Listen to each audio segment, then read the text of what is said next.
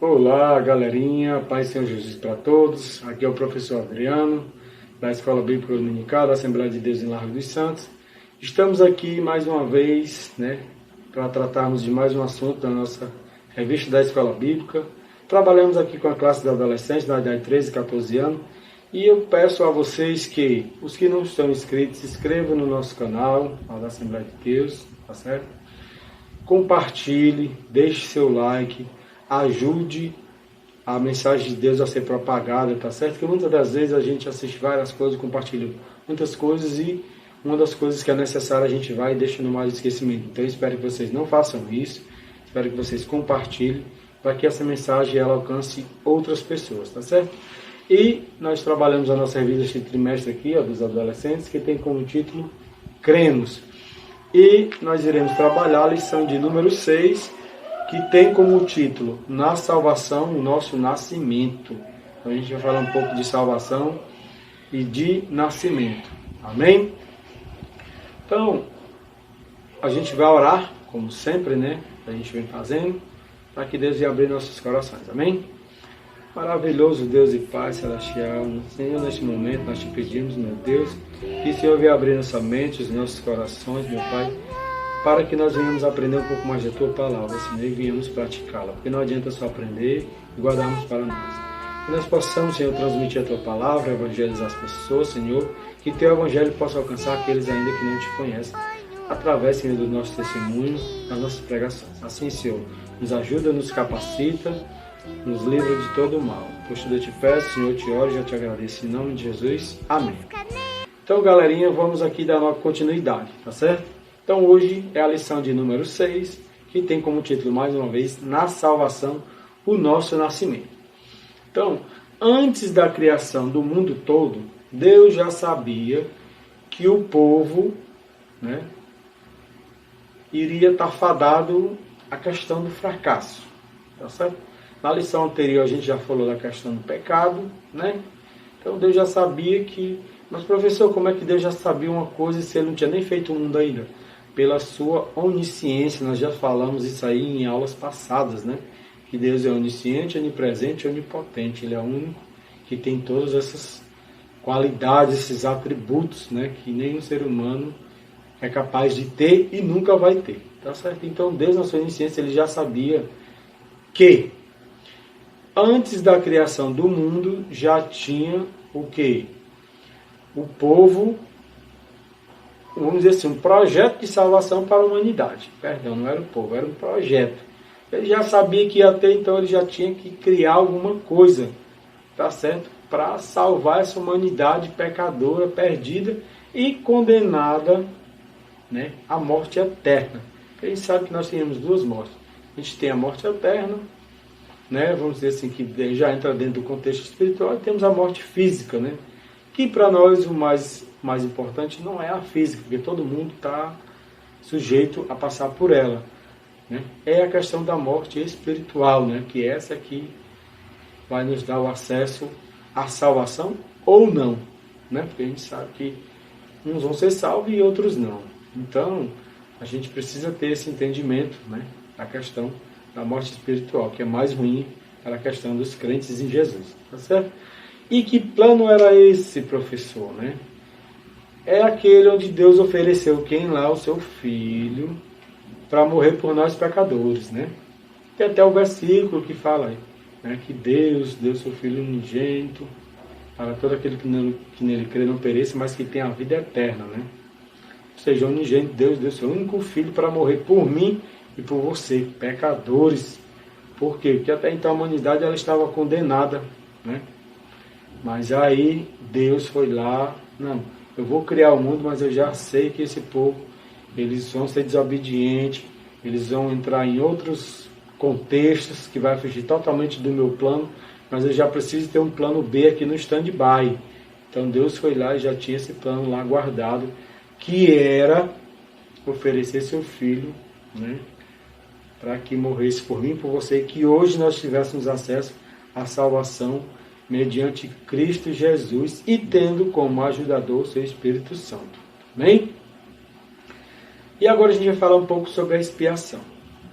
A expiação expia o quê? Primeiro a gente tem que entender o que é expiação, né? Para depois saber o que é que ela expia, né? Não é aquele espiar de você ficar olhando aqui pelo buraco da fechadura, não, tá certo? É outra história que a gente vai ver agora, amém?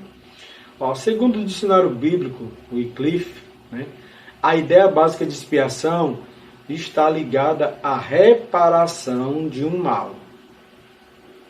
Está ligada à questão da reparação de um mal. Então você fez alguma coisa ruim e alguma coisa que vai reparar já tem a ver com a questão da expiação, tá certo? Aí, a gente falou da reparação de um mal, a satisfação das exigências da justiça por meio do pagamento de uma penalidade. Ou seja, se você fez algo de ruim, tá certo? Existe alguma coisa que vai lhe punir, né? Então, isso é uma das exigências para quando você comete alguma coisa. A gente vai falar dentro aqui do contexto das leis. Se você comete um crime, existe lá, né, a questão da polícia, existe um processo, existe julgamento e, em último estágio, você vai ser preso, condenado, né, a tantos anos de prisão. Então, existe todo um aparato por trás, tá certo, que tem a exigência de apurar aquilo ali que você fez de errado, né? Que vai ter que apurar e você vai sofrer o quê? Uma penalidade.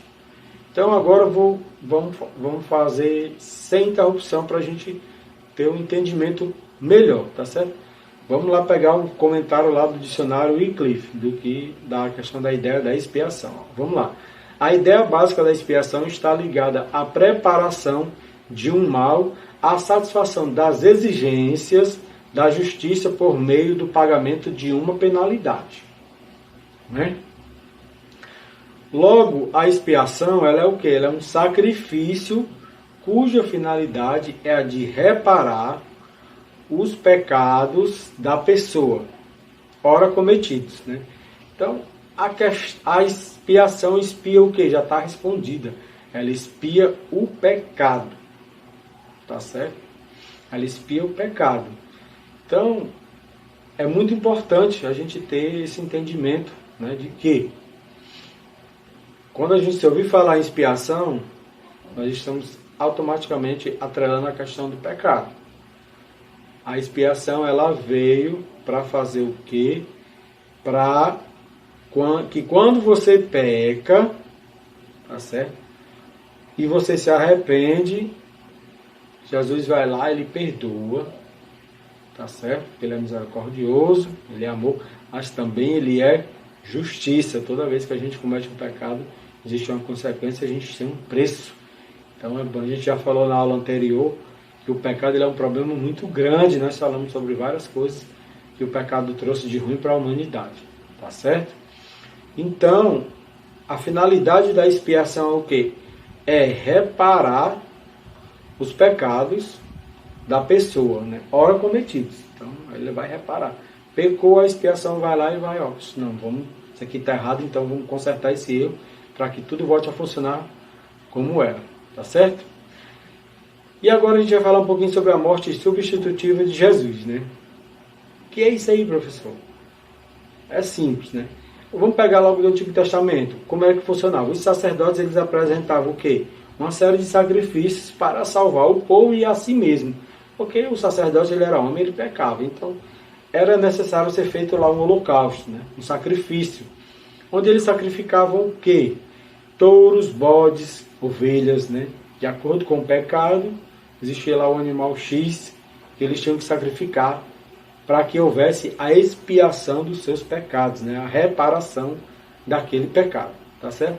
Isso lá no Antigo Testamento. E às vezes quando o cara não tinha condição de nada, aí tinha uma pombinha, né? Pegava uma pombinha branca e oferecia lá, quando ele não tinha condições de ter um animal para sacrificar, tá certo? Isso lá no Velho Testamento. E agora a gente trazendo para o Novo Testamento. O que foi que houve? Deus fez o quê para expiar os pecados da humanidade? De mim, de você? Ele enviou lá, a gente até já comentou, enviou quem? Enviou seu filho para morrer por nós, né? para que houvesse uma expiação do pecado, não sendo mais necessário aquele tipo de sacrifício através de animais. Jesus foi o próprio sacrifício vivo, né? Ele acabou com essa questão de sacrifício dos animais, ele se sacrificou para que eu e você tivéssemos acesso à salvação e que nossos pecados eles fossem expiados, tá certo? Mas por que ele fez isso? Por amor a mim, a você e a toda a humanidade, para que qualquer pecado que houvesse, o preço já estaria pago. E aí, professor, eu posso ficar pecando que o preço já está pago? Não, porque nós falamos na lição anterior, tá certo? Que o pecado ele tem consequências. Quando a gente fala para que o preço fosse pago, nós estamos falando da questão da salvação. Então, o preço da salvação ele foi pago, porque até então a gente não tinha direito, né? Felizmente a gente morria e tinha que ser condenado se a gente não se arrependesse e não tivesse alguém que fosse lá e, vamos dizer assim, perdoasse a gente dos nossos pecados. Mas mesmo fazendo tudo isso, foi necessário haver esse sacrifício, né? Jesus veio, se encarnou como homem, passou por tudo aquilo ali para que a gente tivesse acesso, ou seja, ele cumpriu todas as etapas para dar acesso a gente, para ficar realmente garantido. Não, agora está garantido. Mas para isso vocês têm que ter uma vida de retidão, uma vida justa, né? E procurar ser santo, que significa ser separado. Então você, adolescente da casa de Deus, você tem que ter esse entendimento, nós precisamos ter esse entendimento, e vocês principalmente, que são um pouco mais jovens, vocês têm que entender dessa questão da morte, né, substitutiva de Jesus, que antes era um animal, agora não. Jesus foi o próprio sacrifício por mim e por você, para que nós viéssemos a alcançar essa graça maravilhosa, né, e essa bênção maravilhosa lá na frente, que é a questão da salvação. E eu nasci de novo, né? Quando a gente fala assim, eu nasci de novo, professor, mas como é que pode? E tem aquela figura lá de Nicodemos, né, que ele falando com Jesus, Jesus fala lá que ele tinha que nascer de novo, ele não entendeu a princípio, ele pensou que ele tinha que morrer e perguntou como é que ele ia nascer no ventre da mãe dele de novo, se ele já tinha saído de lá. Jesus disse que não era isso, que aí a gente não está falando que eu nasci de novo dentro do nascimento físico, mas dentro do nascimento espiritual, tá certo? A gente precisa morrer para o pecado, morrer para o mundo e reviver para Cristo. Então, quando você aceita Jesus, quando você tem aquele encontro verdadeiro com Ele, tá certo?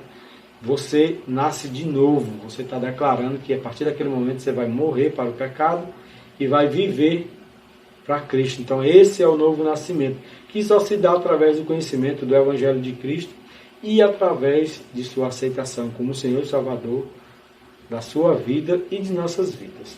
Tá certo? Aí, como a gente falou, essa questão do nascer de novo, ele não está se referindo à morte física, né? Mas ao novo nascimento espiritual, vamos dizer assim. Então a gente precisa se arrepender dos nossos pecados, precisamos confessar o nome de Cristo, para que realmente a gente consiga nascer de novo e o Espírito Santo possa habitar ali na gente. Mas, professor, quando eu faço tudo isso, eu deixei de ser pecador? Não, você vai continuar sendo pecador porque você é ser humano. Porém, a gente tem um diferencial, que agora a gente tem alguém que vai nos ajudar a não estar pecando, que é o Espírito Santo de Deus, tá certo? Então, nós somos pecadores, mas nós temos quem? O Espírito Santo como nosso ajudador, tá certo? Então, galerinha, a gente vai ficar por aqui. Eu espero que vocês tenham gostado. Sei que o tempo é curto, mas eu tenho certeza que a mensagem de Deus ela foi passada para você, tá certo? Mais uma vez eu peço para você que deixe seu like, tá certo? Se não for inscrito no canal, se inscreva. E que Deus possa nos ajudar grandemente nesses dias difíceis, amém? E agora a gente vai orar, como é nosso costume, e aguardo vocês aí numa próxima oportunidade. Maravilhoso Deus e Pai, Senhor, neste momento nós te agradecemos por mais uma oportunidade de aprender um pouco mais da tua palavra. Que o Senhor possa nos abençoar cada dia mais e mais, Senhor. Que nós tenhamos consciência, Senhor, da questão da salvação, enquanto ela é importante nas nossas vidas. Que o teu evangelho possa ser pregado em toda a face da terra, Senhor. Que a tua mensagem seja propagada. Que a novidade de vida alcance todas as almas, Senhor, no mundo afora. Que o Senhor possa continuar nos abençoando cada dia mais e mais. Por tudo, Senhor, eu te peço, te oro e já te agradeço. Em nome de Jesus. Amém. Galerinha, mais uma vez, espero que vocês tenham gostado. E aguardo vocês aí na próxima oportunidade. Amém?